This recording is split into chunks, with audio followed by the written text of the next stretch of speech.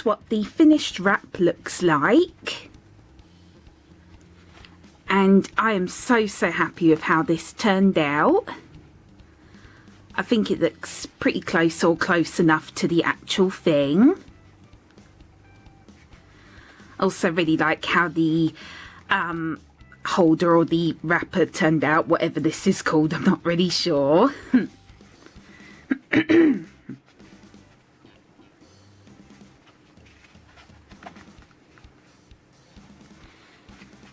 So I will take it out so I can show you better. Yeah, I just really like this. I think this turned out really realistic looking. And it is all still squishy.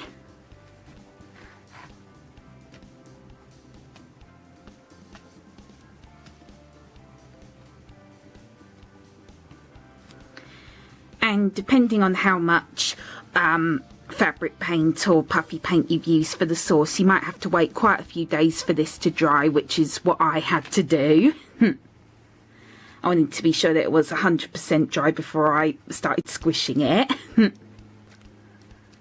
But yeah, I'm just really happy with how the filling turned out as well, and also the chicken. I think the chicken looks especially realistic.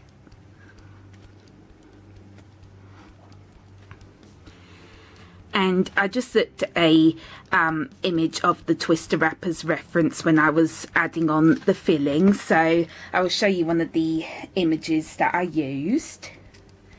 So for example, this one.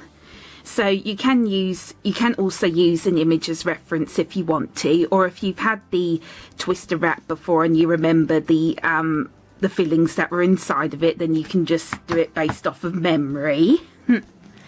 But I've never tried the twister wrap before, so I had to look up some images. But this is definitely something that I want to try from KFC because it does look really delicious. I've had chicken wraps before, but never from KFC.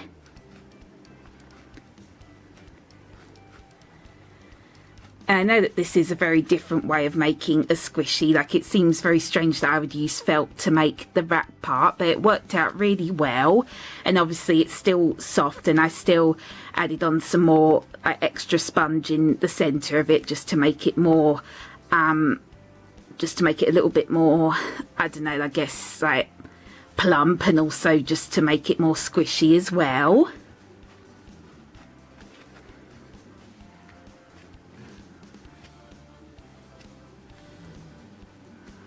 But yeah, just really proud of this. And I'll show you the holder I made for it as well. Again, I don't really know what to call this. And this is also kind of squishy as well because I made this out of a foam sheet. So you can place the squishy back inside of it and you can still squish it like this if you want to. Or again, you can make yours out of card if you want. But I'm also really pleased with how this turned out as well.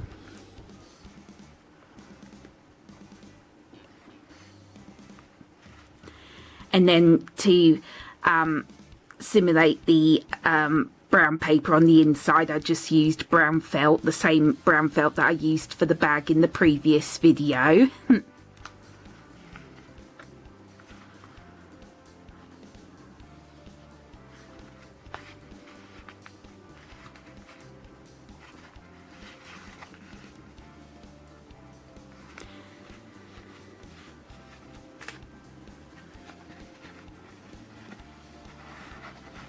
But yeah, I just really like how it looks all together.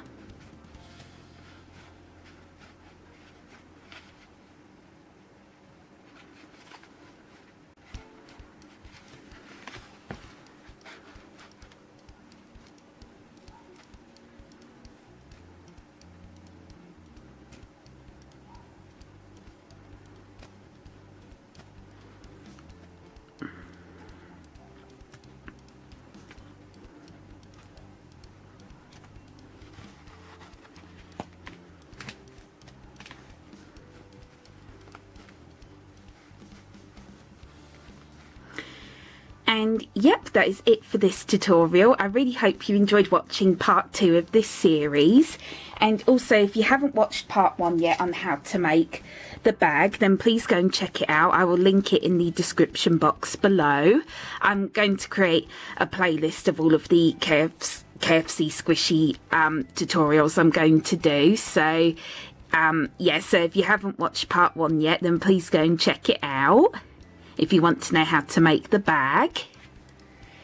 And please stay tuned for part 3 coming soon. Again, I'm not sure what I'm going to do next in this series, but again, just have to wait and see.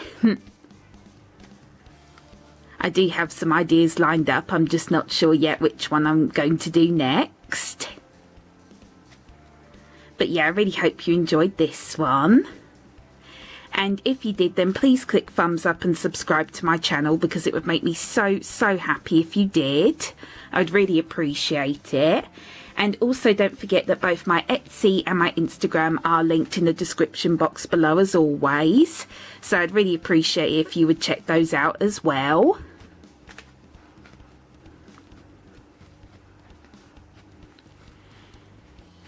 And yeah, please let me know what you think of this in the comments below. And that's it. So I really hope you enjoyed, and thank you so much for watching. Bye bye.